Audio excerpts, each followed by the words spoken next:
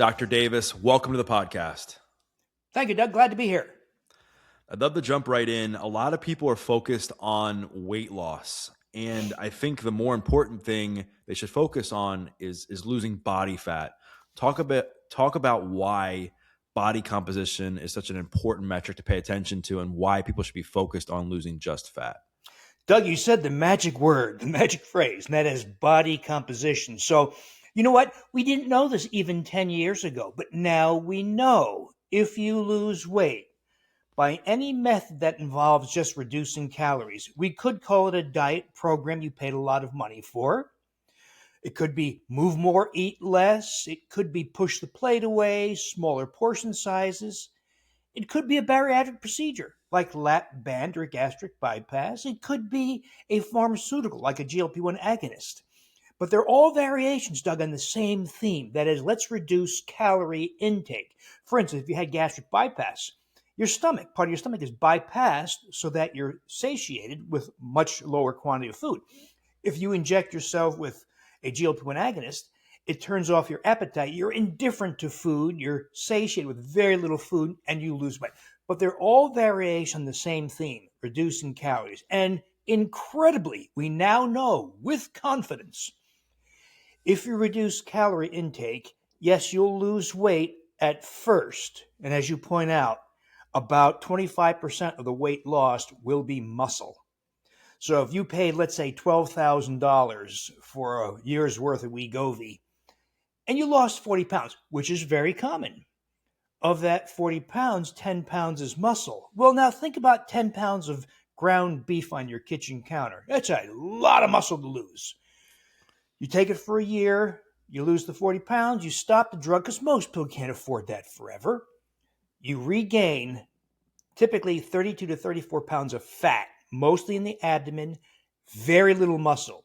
Your blood glucose is higher, your blood pressure is higher, your risk for heart disease, coronary disease, dementia, breast cancer, type 2 diabetes is now greater now than it was at the start. But even more remarkably, your basal metabolic rate, the rate at which your body burns calories for the work of life, like breathing, digestion, etc., is now approximately 25 to 30% lower, and essentially forever.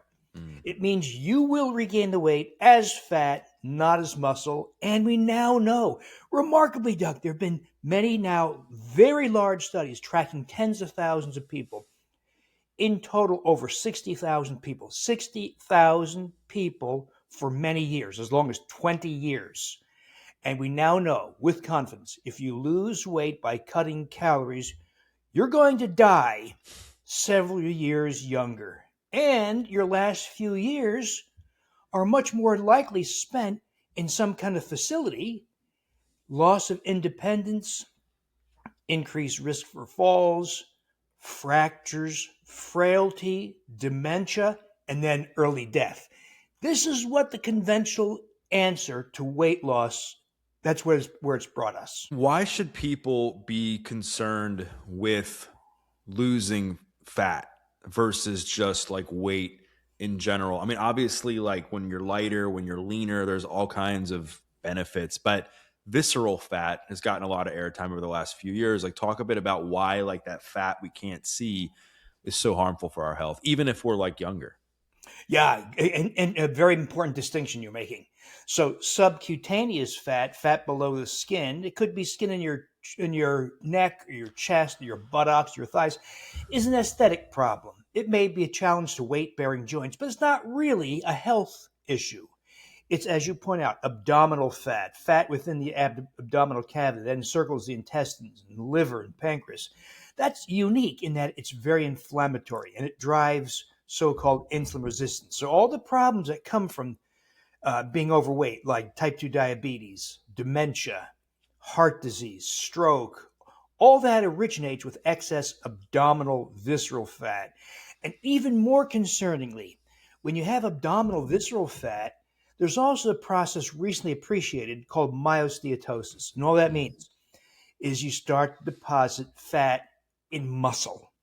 And when that happens, it impairs muscle strength and function. It worsens all these problems, and it accelerates disease in every location, every other location. So if you deposit in muscle, accelerates muscle disease, muscle loss of muscle strength. If you deposit fat in your knees or hips, it accelerates the deterioration of joint cartilage, arthritis. If you deposit fat in the kidneys, it accelerates kidney disease. If you deposit fat around the heart, epicardial fat, it accelerates atherosclerosis in the coronary arteries. So exactly right. Abdominal visceral fat is the worst kind of fat, and it's paralleled by this so-called ectopic fat like myosteatosis.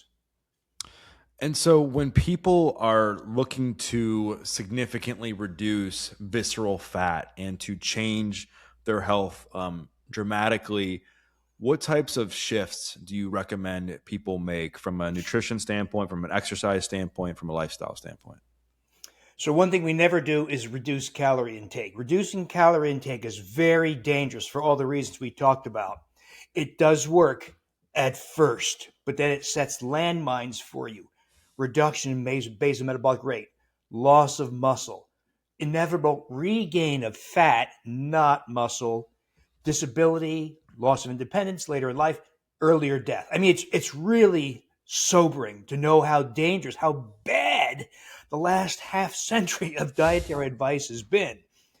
Thankfully, we have science to tell us, oh, there are better ways to do this. So we never cut calories. We certainly never cut fat or saturated fat. So a lot of the mistakes we made came because of dietary guidelines that misinterpreted the science or didn't have benefit of science and said things like cut your total fat, cut your saturated fat, and worst of all, eat more healthy whole grains. There's no such thing, by the way.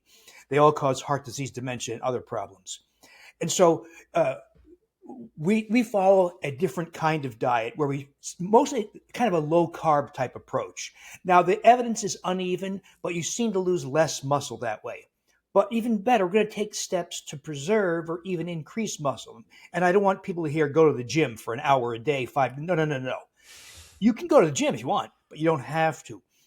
We're going to restore factors largely lost by modern people that help you maintain muscle. So one of the big problems in the majority and many Americans now is because we've been exposed, wildly overexposed, Doug, to antibiotics. So ever since the discovery of penicillin in 1928, the use of antibiotics has exploded. 650,000 prescriptions are written every day for Wow. antibiotics. For every 1,000 children, 1,300 prescriptions are written for an antibiotic every year. And on and on. We're wildly overexposed to antibiotics. It takes one course of antibiotics, whether it's clarithromycin, azithromycin, Bactrim, doxycycline, doesn't matter. You wipe out hundreds of microbial species in the GI tract. Hundreds. Many of them will never return. So our overexposure to multiple courses of antibiotics has decimated the gastrointestinal microbiome. Well, many of those microbes we lost were beneficial, and among their beneficial effects was suppressing or keeping low numbers of fecal microbes. These are microbes that many people recognize with names like E. coli or Salmonella or Campylobacter, because those are the same species that cause food poisoning. Because the kid who's flipping burgers or serving your fast food didn't wash his hands after going number two. And he touched your food or the utensils, and you get fecal contamination. So your body, outside of the colon where fecal microbes belong, our bodies are not well equipped to deal with fecal microbes in your mouth, in your stomach, in your small intestine, on your hands, wherever. We're just not equipped to deal with that. But when you're overexposed to antibiotics and you lose beneficial microbes, the fecal microbes in your colon overproliferate. And then, even more remarkably, they ascend into the small intestine, into the 24 feet of small intestine. Small intestine is not equipped, not like the colon, it's not equipped to deal with this. And it's very permeable to begin with, because that's where we absorb nutrients like amino acids and fatty acids and vitamins and minerals. So the small intestine, already permeable, made even more permeable by the colonization of the small intestine by these fecal microbes. Well, microbes only live for a few hours. When they die, they shed their components, but specifically something called endotoxin. in their cell walls. And that endotoxin then enters the bloodstream. And that process is called endotoxemia. So it starts with bowel flora that have ascended to the small intestine, endotoxin, endotoxemia. Endotoxemia, which is now affects at least half of the US population, at least, Hmm.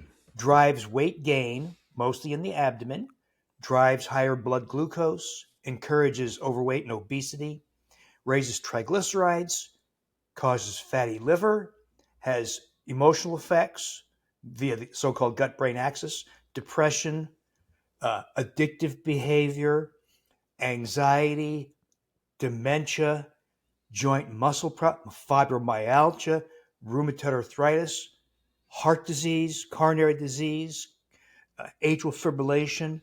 In other words, we have to rethink all we thought we knew about weight, about health, in light of the contribution of the gastrointestinal microbiome.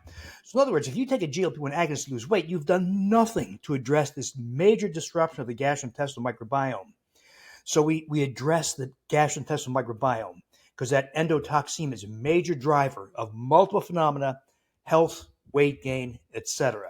Now, if you go to your gastroenterologist, sadly, either he's going to say, well, there's no such thing. Oh, Doug, did you consult Dr. Google again? Or some other ridiculous response. Because what the doctor is saying is, Doug, I can't be bothered educating myself. They didn't teach me this in my training 20 years ago. So it must not be a real thing. So I'm going to ignore it. I can't be bothered educating myself. So, or the rare gastroenterologist will say, well, okay, Doug, here's a prescription for Xifaxan. It's an antibiotic. Now, wait a minute. If antibiotics are a big part of the reason we got into this mess in the first place, what's the likelihood an antibiotic is part of the solution? So I have a hard time with that, right? So if the solution is not an antibiotic, kill off those invading fecal microbes, what can you do about it? Well, could you go to the health food store or the big box store and buy a commercial probiotic? Well, let's say you do. Will you get rid of this problem? So it's called SIBO, small intestinal bacterial overgrowth. Will the SIBO go away? No, because most commercial probiotics are nothing more than haphazard collections of microbes. No rhyme or reason, just a haphazard, throw together a bunch of microbes, take them in small numbers. It does not work for this specific issue. It may work for other reasons, but not this.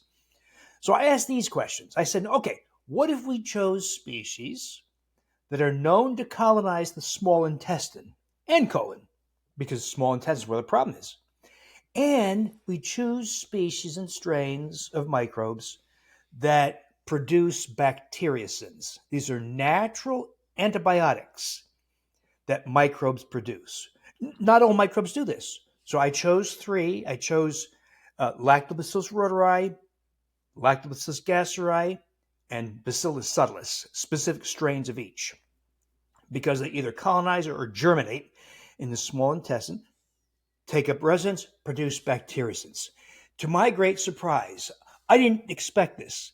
We've had shockingly good results doing this. Now we do it as a yogurt.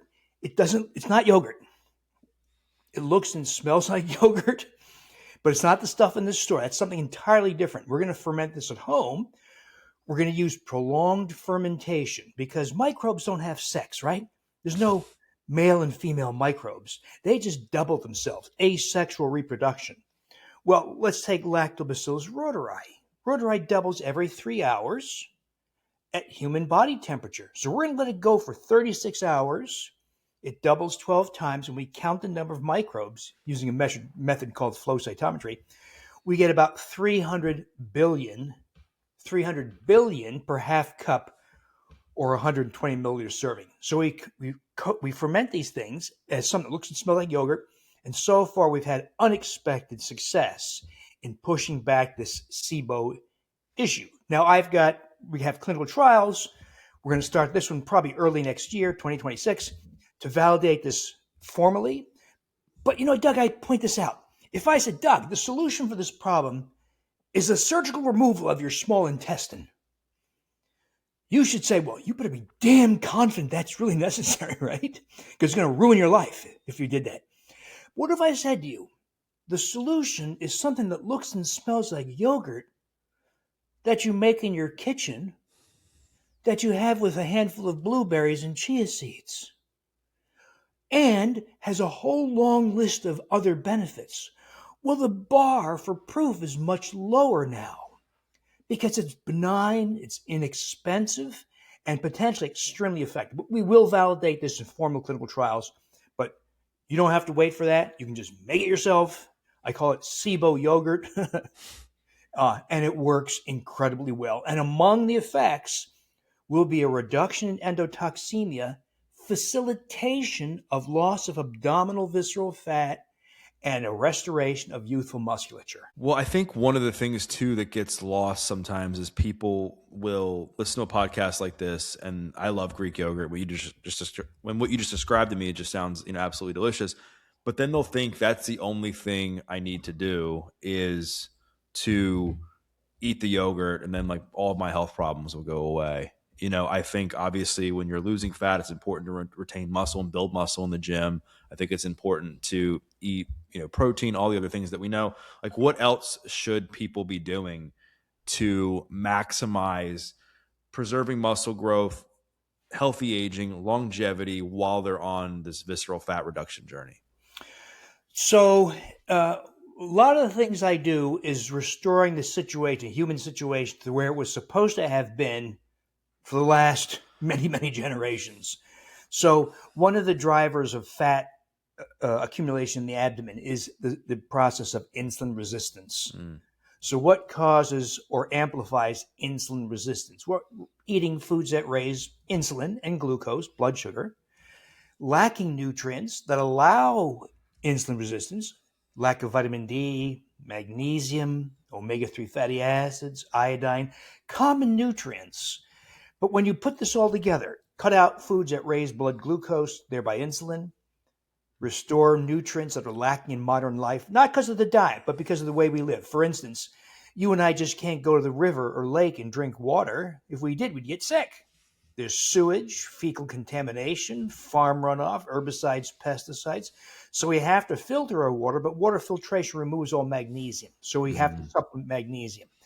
Modern people, because we've been told to cut our saturated fat and cholesterol, most modern people have abandoned the consumption of organ meats, like brain, which is very rich in omega-3 fatty acids. And we can't eat all the fish and seafood we want because it's contaminated by mercury and cadmium. So we take omega-3 fatty acids as a supplement because it's purified.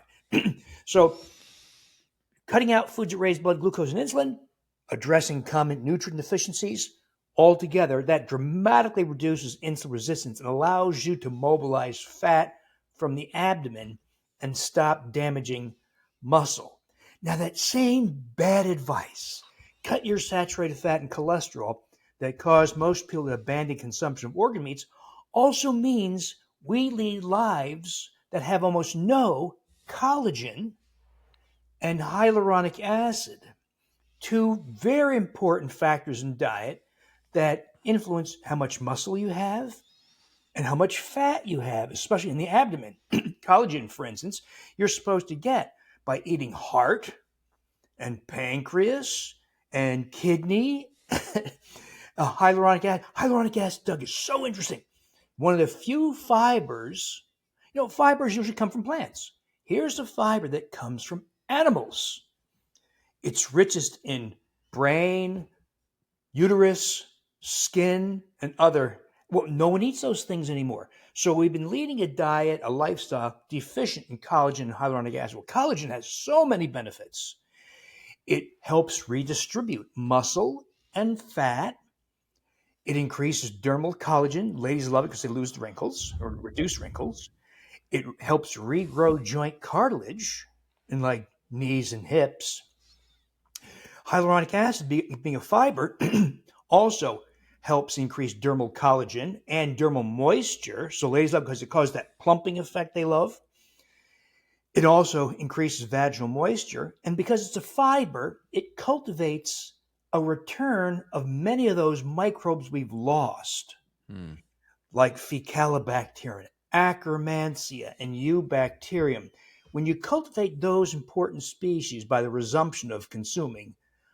hyaluronic acid. Those microbes do all kinds of wonderful things for your body, including producing this fatty acid called butyrate that facilitates, once again, regrowth of muscle, loss of abdominal fat, as well as other beneficial effects. So, what we're really doing is correcting, compensating for all the blunders we've made as a society in diet and lifestyle, and just restoring these things. And that's when wonderful things happen. And I know that stress can wreak havoc on the gut, which essentially is what you're getting at here, is like taking care of the gut microbes, and then everything else will be much easier. What are some of the things that people can do to help reduce like their overall stress load, so that when they're making some of these lifestyle changes we're talking about, the stress doesn't get in the way of I wish I could say, Doug, get rid of all your stress. that? Well, it ain't so easy, right? What if you have a parent, an aging parent who's increasingly cognitively impaired, and you're the sole caretaker? Well, that's extremely stressful. Or you have a child with autism, and you're having to take care of that child. Or you have a rotten marriage. Or inflation is getting worse, and you're having a hard time making ends meet. I mean, so it's easy for us to say, get rid of stress. It's not so easy, but at least try. You want to try to minimize, or at least mitigate the impact of stress. Doing things like indulging yourself by nice walk outdoors, meditation, hanging out with friends, all those kinds of things. That does help. But there's a lot of other things we can do to cultivate a healthy gastrointestinal microbiome and thereby gain better control over what I call shape and body composition. So I think of the gastrointestinal microbiome, Doug, as like a backyard garden. Let's say it's May or June and you want to have a backyard garden. Well, how do you do that exactly? Well, you're going to lay out your plot, maybe 10 by 10. You're going to pick out the stones and the twigs, and then you're going to plant seeds, and then you'll water and fertilize it all throughout the season. And then at the end of the season, you've got tomatoes and cucumbers, etc. The gastrointestinal microbiome is so much similar. We're going to prepare the soil by getting rid of things that disrupt it. Minimize your exposure to antibiotics, stomach acid blocking drugs, anti-inflammatory drugs, chlorinated drinking water, so filter your water.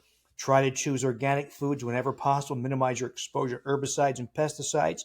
Avoid processed, ultra-processed foods because they have things like preservatives. So if you have potassium sorbate or potassium benzoate, one of those chemicals, they're antimicrobial in food and in you. Mm. We minimize our exposure to emulsifying agents in foods like ice cream, filled with emulsifying agents, carrageenan, polysorbate 80, carboxymethylcellulose, xanthan gum, gel gum, because they don't want your ice cream to melt, and then you refreeze it. You know that happens. It turns into ice and a hard ice ball and some disgusting solids. So they add all these emulsifying or mixing agents, and it keeps the ice cream mixed if it refreezes. Well, that screws up your microbiome too, as well as your mucus barrier. So, and there's some other factors. The point being, we're going to clean our lives up by going Mm. back to real foods, minimizing exposure to processed, ultra processed foods, getting off as many drugs as possible, minimizing stress as best you can, toughest thing of all. We're then going to plant seeds. Now, those seeds can take several forms. That SIBO yogurt I talked about. Doug, I kind of regret calling it SIBO yogurt because it makes people think it's only useful in the setting of SIBO. No, what I really should have called it is Restoring Keystone Foundational Microbial Species Yogurt. But hard to say. But that's what we're doing. We're restoring foundational or keystone microbes that help set the stage for the return of other microbes. So that's one important seed. Another very important seed are fermented foods. Kimchi, sauerkraut, kombucha, kefirs. It could be something as simple as tomatoes and cucumbers that you ferment in a jar on your kitchen counter. There's some steps to follow, but it's very easy. And what you're doing, interestingly, when you eat, let's say some fermented pickles, you're getting microbes. For one, you increase the nutritional value of that food, but you also get microbes like wacky names, Leuconostoc mesenteroides, Pediococcus pentasaceus, many others. These are microbes that ferment food but don't take up residence in your GI tract. Well, what good are they if they don't take up residence? Well, wonderfully, in their passage from mouth to toilet, they somehow also cultivate the return of beneficial species. Not quite clear how they do that, but they do. And then we also fertilize, right? We like your garden. We get fibers that microbes can process. Hyaluronic acid, the galacto-oligosaccharides in legumes and beans, black beans, white beans, kidney beans, hummus, chickpeas, garbanzo beans, um, uh, mostly plant matter. We cultivate proliferation of beneficial microbes. And then at the end of the growing season, there is no growing season, of course, in your GI tract, you have a bounty of beneficial microbes. Mm. Now, you can appreciate the commercial probiotic is probably the least important thing. People think that a commercial probiotic is the only thing no. Commercial probiotic is the least important thing, at least in their current form. Maybe in a few years, somebody will formulate a truly beneficial probiotic that really does the job. But so far, no one's done that because 99% of the probiotics on the market today are nothing more than haphazard, slapdash collections of microbes, and now sadly filled with gimmicks because the probiotic market has become very competitive. So these companies, in order to distinguish themselves and get an edge, will come out with all these gimmicks. And most of these gimmicks are just nonsense. They're just ways, they're marketing. They're not science. So let's get granular here. Let's say that you had somebody that was like, Dr. Davis, I'll do whatever you want. Like, just, you know, come up with a general idea of what I should do nutrition wise from the time I wake up until the time I go to bed. What would that day look like? Eat real food. And I would say so what if you and I could go back in time, say 50,000 years, and we could be transported, say, to the jungles of the Brazilian rainforest, or the highlands of New Guinea, or the savanna of Kenya or Tanzania, or some other wild setting? How would we eat? Well, you'd get up in the morning, grab your spear, axe, or club, and kill something. Could be a wild boar, could be a squirrel, could be a moose, whatever. Not an easy thing to do, right? It could be spearing fish, could be gathering shellfish, could be stealing birds' eggs from nests, could be digging in the dirt for roots and tubers, gathering the occasional berries at the right time of right season. In other words, it's a return to eating real food. There's no grains here. There's no soft drinks here. There's no emulsifying agents. There's no preservatives. We're just going to go back. And of course, the water is not tainted, so we can drink that water. It's rich in minerals like magnesium and others. Well, how do we do that? And by the way, people living that style of life, as we have, for instance, some of the um, remaining hunter gatherer populations, they don't have diabetes. Mm. There's no obesity. There's no coronary disease. There's no dementia. There's no depression. Sorry. You're good. There's no acne. There's no fibromyalgia. In other words, they have other problems, right? They have dengue fever and malaria and injury and gangrene, the things that we're pretty good at taking care of with modern healthcare. But they don't have any of our so-called diseases of civilization. So an effort to return to a diet Doug's not going to grab a spear, axe, or club and kill something this morning, right? So we do the equivalent. We eat meats and organs. You never cut the fat off. You eat the fat. Eat what you can tolerate. Most people don't want to eat organs, so we do soft things like get a half pound of ground beef and a half pound of ground liver. Mix them together. You get some liver that way. Um, Buy sausage that's in a casing, intestinal casing. Simple things like this. Just inch your way back into this kind of lifestyle. We supplement with the things that are lacking. So magnesium, because we filter our drinking water. Omega-3 fatty acids, because we don't eat brain, can't eat all the fish we want. Iodine, which is supposed to also come from the sea. Vitamin D, because we don't run around naked in a tropical sun. You wear clothes, you live indoors. So we supplement the nutrients that are largely lacking in modern life. And then we also go a little further. How about restoring some of the nutrients lacking because of the blundering dietary guidelines and other advice we've gotten, like cut your fat and cholesterol, and we add back collagen, hyaluronic acid, some other things. And we do that supplement form only because if I said, Doug, you and your family should be eating more pancreas or heart or some other organ, you're going to say, oh, no, I'm not going to do that. So we resort to the next best, which is some form of supplementation. And we do this. Now, all the other things you can do, like resistance training, yeah, that's great. That's great. But all that tends to pale in face of doing just restoring things the way they should have been all along. That's why if you see pictures of people, say, living in the wild, they're all sinew and muscle. And they can run. They can be 83 years old and still run 3 miles. They're very different. What's shocking to me, Doug, is we haven't learned from this experience. Despite all we know, we still adhere to blundering advice. Cut your fat and cholesterol. Eat more healthy whole grains. Everything in moderation. Take this drug to lose weight.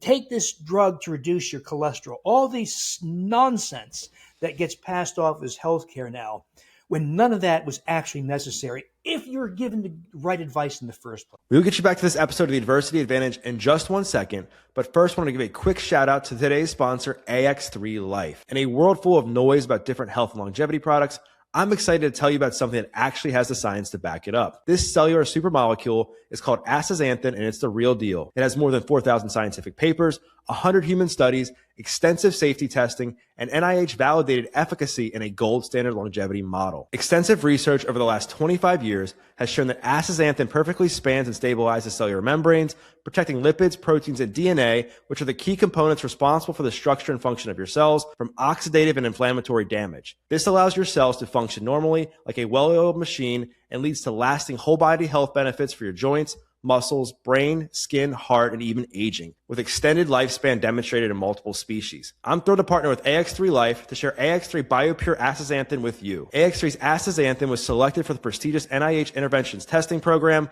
which is the world's most rigorous mammalian lifespan model, and demonstrated a 12% increase in median lifespan, which could translate to another healthy decade in humans. AX3's astaxanthin was also the first agent in the ITP's 20-year history to demonstrate more than 10% life extension that is also exceptionally safe and broadly acceptable. AX3's astaxanthin is different from ordinary astaxanthin because it's produced by natural product total synthesis, which gives it superior purity, bioavailability, and environmental sustainability. It was even shown to be absorbed 3 times more effectively than ordinary astaxanthin in a head-to-head human clinical study. I've been really impressed with the team at AX3 Life, who have decades of experience working with astaxanthin, and I recently had the pleasure of hosting AX3's co-founder and CEO on my podcast. Be sure to check out my episode with Dave on January 24th for an awesome discussion. AX3 has generously offered a 20% discount on your first order when you visit ax3.life and use promo code Doug at checkout. Again, it's ax3.life and use promo code Doug at checkout. Now back to the show. And so outside of the food aspect, I know there's been a lot of talk about the powerful benefits of like walking, for instance, and strength training. I know this isn't necessarily like your wheelhouse, but like for yourself, like what does your like workout plan look like as somebody who's trying to maximize aging and longevity? I think the best thing to do is do what you enjoy. So if you enjoy biking, well, bike, of course. And even better, try to include some hills. If you like to walk, walking is great. If you have a lot of leaves in your yard in October, rake the leaves. Try to avoid use of a blower. Just use a rake. Dig in your garden. So physical activity is a really important thing. But it doesn't have to be, it could be exercise, doesn't have to be. I think there is a modest increment in benefit when you do include some form of resistance training. By the way, when you do all the things you and I are talking about, restoration of reuteri, reduction of endotoxemia, getting collagen, hyaluronic acid, vitamin D, a lot of the benefits of exercise are dramatically amplified. In other words, you can expect much bigger results when you do these things, when you exercise in the context of having restored all those things. So whereas maybe going to the gym, you might have gained 3 pounds of muscle without these other things, now you're going to gain 8, 9, 10 pounds of muscle. Whereas you might lose, 3 inches off your waist just with exercise. And that would be an extreme. Now you're going to lose much more. It's not uncommon for people following these programs to lose 7, 8, 9, 10 inches off their waist, and thereby abdominal fat. So microbes play a big role, but microbes in the context of everything else are much more effective. And exercise activity is a role. One easy thing for people to test. Do I have it here? I don't have it with me. If you made the mistake of losing a lot of weight in the past by cutting calories, or took a GLP-1 agonist, or had a prolonged period of either immobility from an injury, for instance, or an illness, um, and you want to know where you stand, one really easy test to do is test your grip strength. Mm. You can get a very inexpensive device. I'd show it to you, but it's downstairs. It's all It's good. called a Yeah. dynamometer. It's You squeeze it and it measures grip strength. We don't care about grip strength. Grip strength is a proxy for overall health and overall muscular strength. So guys like you and me, we should be able to pull about 100 pounds or about 40 some kilograms. If you're pulling like 70 pounds or 60 pounds, you're in deep trouble. You're going to have a future because you took a GLP-1 agonist, for instance, and you lost, let's say, of the 40 pounds, you lost 10 pounds of muscle. Huge. And that, of course, compounds the age-related loss of muscle. We lose about a third of our muscle just from aging. Well, you made it worse by losing weight. Well, now maybe on that dynamometer, you pull only 67 pounds or 73 Mm. pounds. We now know you're much more likely to die from heart disease, cancer, falls, fractures, lung issues, and you're likely to die several years earlier than you should have. So you can track that and then do these kinds of things to see if it improves. If you start at a dismal level, a guy 73 pounds, say, or a woman pulling 28 pounds, uh, but you increase it. Let's say a woman goes from 28 pounds to 34 pounds to 40. You know, it's not grip strength we're concerned about, though. It's grip strength as a proxy, as a measure, a surrogate for overall health. So you can track it. Now, unfortunately, I paid $7.99, literally, for my dynamometer on Amazon. But because of inflation, now they were charging $15 to $20. Now, with Christmas season coming, they jacked it up to almost $50. We don't control that. But I would wait till after Christmas, wait for the prices to drop. You should be able to get a nice dynamometer for about $15. Are they as good as the ones in hospitals and clinics, like physical therapy offices? Yes. 95% correlation accuracy compared to a device that costs hundreds to thousands of dollars in a formal medical setting. So you can, for a few dollars, buy a device and then track it and see if these things work. Getting collagen, hyaluronic acid, pushing back endotoxemia and SIBO, doing all these things. And you can watch your strength improve. And so for people that have been off the wagon with their health for a long time and just completely destroying themselves, and they're like, like I'm listening to this seems like a lot of work. This seems like I'm going from 0 to 100. I want to make changes, but it just seems like it's going to be hard for me to do this all at once. Like, how do you recommend people like set themselves up when they're making a health transformation so that they don't fall flat on their face? Like, what are some of the first small wins that people should focus on? Well, I think several things to be aware of. One, you don't have to do by tomorrow, right? This is a process you maybe adopt over weeks or maybe even longer, and do it piece by piece. I encourage people to do the diet first. That is, banish processed, ultra processed foods, return back to whole foods. I would say banish all wheat, grains, and sugars out of your diet. Never cut fat. If you're going to have more salmon and beef, go ahead. Go ahead. Never limit calories. So the diet is kind of the cornerstone. Add the supplements, vitamin D, magnesium, omega-3 fatty acids, iodine, things cheap, easy, lacking in modern life that synergize to further improve insulin resistance. Then go further, maybe collagen, hyaluronic acid, and then tackle the microbiome. The microbiome is the trickiest. A lot of people start with terrible things like food intolerances. Food intolerances, Doug, are an absolutely reliable sign for SIBO, small intestinal bacterial overgrowth. So if you say, well, how do I do this? I can only eat 7 foods. Well, think about the SIBO yogurt and doing all the other things we do and pushing back the invading fecal microbes in your small intestine. Now, some people choose to start there because they're so miserable with fibromyalgia or depression or food intolerances. I can't eat FODMAPs. I can't eat histamine containing foods. I can't eat nightshade, all that stuff. That's all SIBO. So some people start there. But also, you know what? One thing I tell people is don't be lazy. You're trying to compensate for the ignorance and blundering of your doctor. So your doctor spent years educating himself in the wrong way. Well, guess what? If you're going to replace the responsibilities of the doctor, it's not going to happen by tomorrow. There's work to do, diet work, supplements, microbiome issues. But know that people have magnificent power if you choose to do so. But it requires some education, a little bit of information, may spend a few dollars. None of this stuff is expensive, by the way. But you have incredible, because it ain't coming from the doctor. If you went to the doctor and said, hey, I'm intolerant to so many foods, I've got joint pain, depression, I'm anxious all the time, I'm gaining weight and I don't know why, I have fatty liver, my blood glucose in the pre-diabetic range, what does the doctor say? Well, here's a prescription for metformin, here's a blood pressure medicine, here's an antidepressant. You want to talk about a GLP-1 agonist? So hundreds to thousands of dollars of pharmaceuticals. Do they actually solve the problem? Of course not. It's garbage. It's a compensation for the mistakes you made in your lifestyle. So to think it's going to be easy. So what I don't have is take this pill, it's all done for you. That's what people want. We don't have that. There's work involved. There's education involved.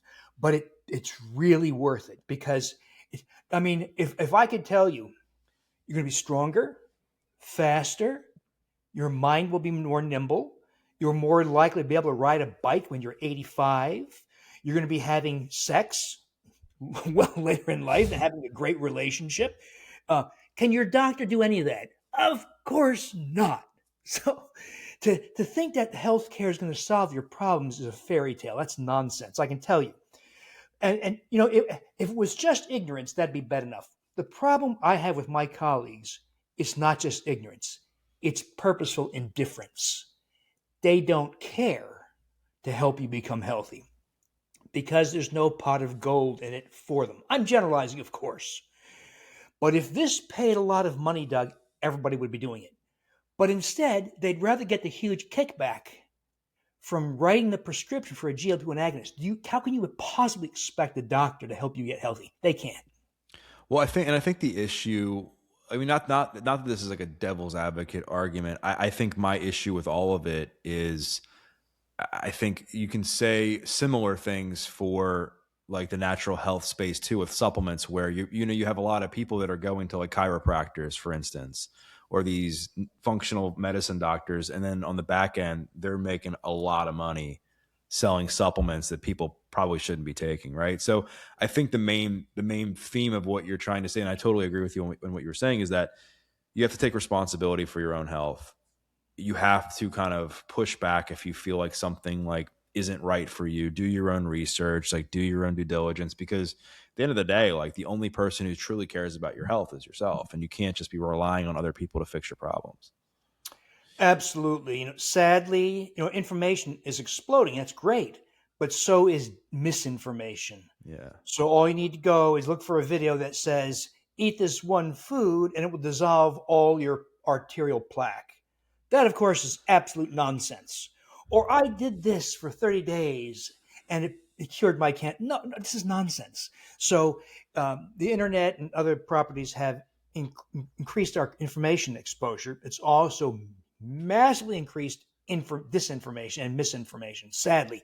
So, how do you sift through all this nonsense? Well, you got to make your own judgments. You've got to consider all the evidence. You've got to listen to people who you think you can trust. And you're right, there's unfortunately money being made that benefits the pharmaceutical industry, but also there's a lot of nonsense out there. One of the rules I find serves me very well, my audience very well, is whenever possible, only indulge in things that serve your body's intrinsic need. In other words, I hear people say this: I take berberine to reduce my blood glucose. That's really dumb because berberine's an antimicrobial. Or I take methylene blue for my mitochondrial health and anti-aging and longevity. Methylene blue is a potent antibiotic. So you got to think about these things that people do. And many times, even the influencers get it wrong. So we got to be very careful who they're listening to. Is it Doug who's considering these things and talks to experts? Or is it some joker selling a product who says, oh, fish oil is dangerous, but take my product instead? That happens a lot, by the way. So it's increasingly difficult to tell what's truth from what's fiction, but you can do it. And of course, the ultimate guide is if you end up 50 pounds lighter, no longer a diabetic, normal blood pressure, beautiful skin, increased energy, deep sleep, great libido, you know you've had an effect. But you just got to be careful. Yeah, and I think that so yeah, and the supplement space is just very interesting. And I promote supplements. I take supplements. I love supplements. I also look at things objectively, and as a longtime personal trainer, I see like what works and what doesn't work. And the problem I see is you kind of alluded to it, like the quick fix mentality, where you're like essentially stepping over dollars to pick up pennies, and Mm. you're having people, I mean, their supplement bill every month is like 2 grand, and yet they're not even like going to the gym. It's like you're doing it wrong. You're missing the point, and I think that's sad to me because again, content and stuff that exists where it's the anti-pharma narrative, which again, I think obviously that industry has some work to do. I think everyone can kind of agree on that, right? That being said, I also think there's an issue in the supplement space where now people have spun that narrative to being like, okay, we'll just take supplements. And then there's all these companies that have emerged to like, reap the benefits of that. It's sad. And that's why I think, for what you just said is people need to do their own research and figure out what works best for their body. Because otherwise, like, no matter what web you end up getting caught in, like you're going to get caught in a web and you're going to end up wasting a bunch of money that's not going to move the needle. And I'll remind everybody so the things that really work have huge benefits with virtually no downside are addressing things that your body is genetically programmed to do. So you were supposed to get vitamin D because you were supposed to run naked or near naked in the tropical sun. You're supposed to get magnesium from wild plants, which no one consumes anymore, and drinking water that runs over rocks and minerals. Your diet should never have included soft drinks or wheat or grains and minimal sugar. And you should no wild living person says I can't eat that. It's too many calories. No one says that in wild. So we're reverting back to the way of living that our genetics have provided for. But that means that things like curcumin or berberine or methylene blue or lipoic acid or coenzyme Q10, these are exogenous things that don't serve necessarily, I'm generalizing, of course, intrinsic need. And I would liken that to saying, Doug says to me, hey, I want my car to go faster and have more horsepower. How would I do that? And I say, well, Doug, just top up your gas tank. And you said, that's stupid. That doesn't make my car go faster or have more. Well, same thing here. A lot of body processes you can't drive by providing more input. Some you can, but many you cannot. So once again, I find the things that truly benefit you with almost no downside are the things that address intrinsic need. You need iodine. People have forgotten, for instance, this simple thing called iodine, that there was iodine deficiency was one of the biggest public health problems all throughout human history for people who lived away from the ocean, because all the iodine on the planet it's almost all in the ocean.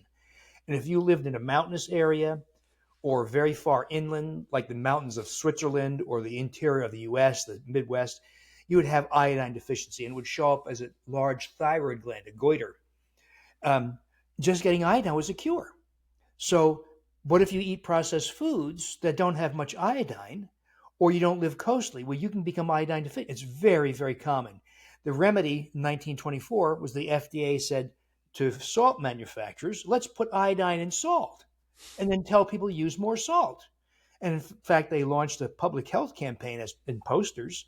Use more iodized salt, keep your family goiter free. And it Hmm. worked.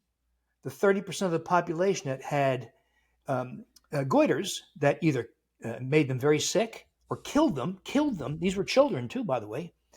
It went away. Unfortunately, it led to a lot of liberal use of salt.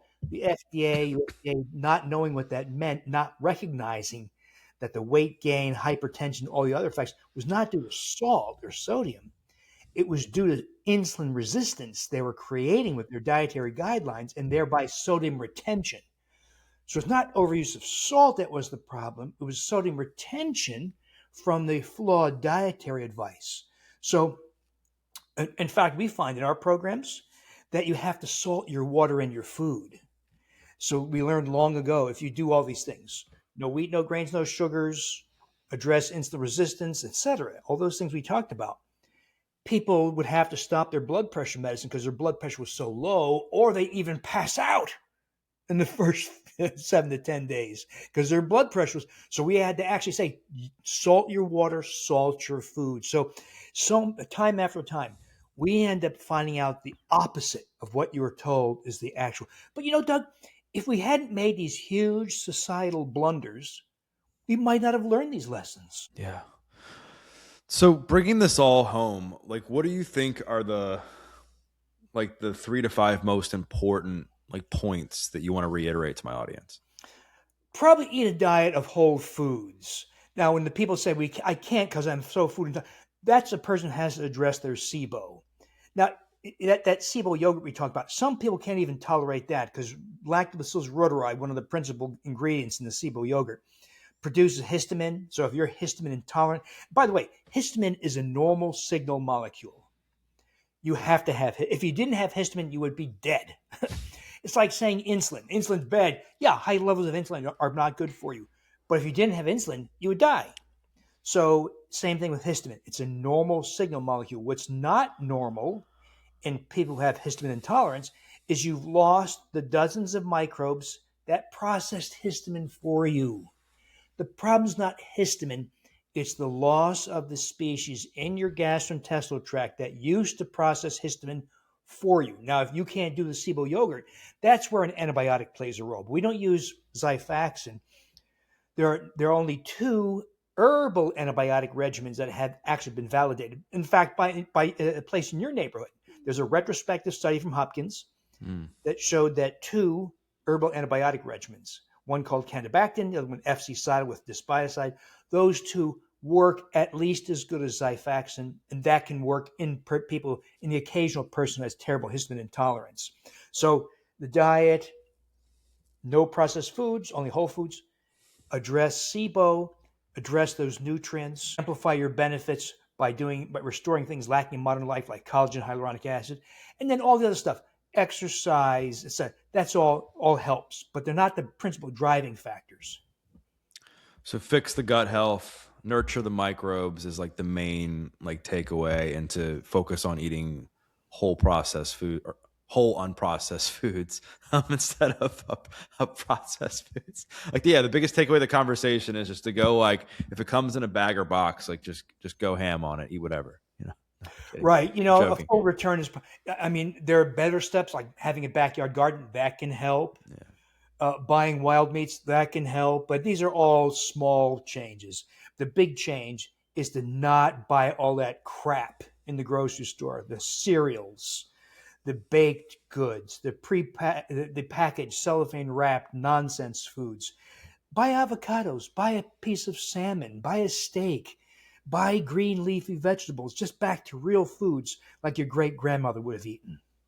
All right, last 2 questions, and they're going to be kind of different. Number 1, if you were trapped on an island and you only could have 5 foods, what would they be? uh, on an island, you have unrestricted access to seafood and shellfish, and that alone is big. Coconut, big, very nutritious, full of calories, full of fats. Wild plants, and Doug, that's all it takes. And you'd be slender, you'd be healthy, you'd have no metabolic issues, you wouldn't have a disrupted microbiome because you're not being exposed to antibiotics. If you're eating wild animals, you're getting collagen, hyaluronic acid, and protein and fats. Of course, we don't restrict fats or calories.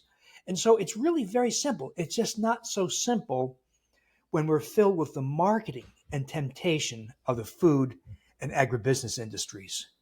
Now, I want you to be as honest as possible. If you had your last meal ever, You know, it's not, doesn't matter like how it's going to make you feel the next day. Like, what's the meal you're going to?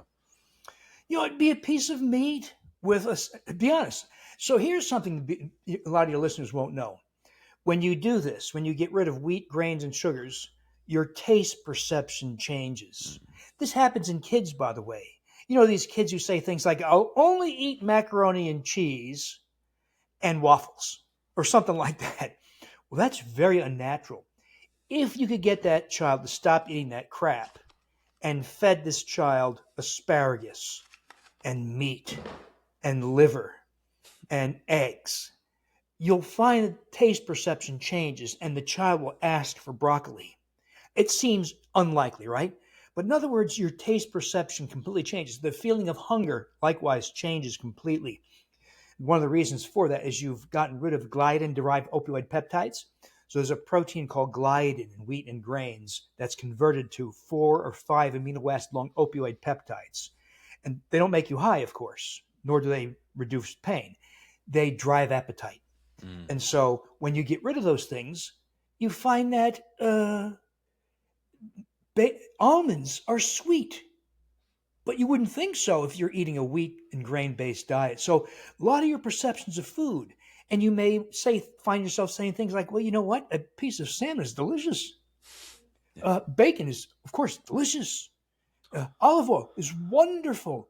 But it doesn't sound like the same kind of thing where people say, I want, you know, donuts and cookies and crackers and all the crap food because their taste has been distorted also. Well, Dr. Davis, thank you again for coming on the show. I enjoyed this. You got great energy. And thanks again for sharing your knowledge. Thank you, Doug. Keep doing what you're doing because big media ain't doing it. Where can people get the books? Everywhere books are sold, I'm assuming. Barnes and Noble, Amazon, all the major book retailers have it. And if they want more of these kinds of arguments, I have my YouTube channel, of course, like you do, my Defiant Health podcast. I have thousands of posts on my WilliamDavisMD.com blog, and I also have kind of a two-way Zoom thing I do, typically once a week, where we talk about these things and we talk about the how to adhere to the program. That's the terribly named innercircle.drdavisinfinitehealth.com. Awesome. Well, thank you again for coming on. I enjoyed the conversation. Thank you, Doug.